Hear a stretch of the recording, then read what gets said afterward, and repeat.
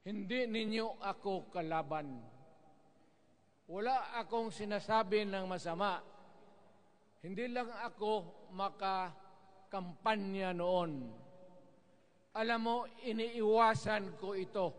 Itong panahon na ito talaga ang iniwasan ko kasi mapipilitan ako ngayon magsalita laban ng mga tao sa gobyerno. Alam mo, Mr. President, hindi ako maghingi ng tawad. Kagawan mo yan eh. It is your responsibility sa sarili mo. What you do in this world binds you. Iyo yan.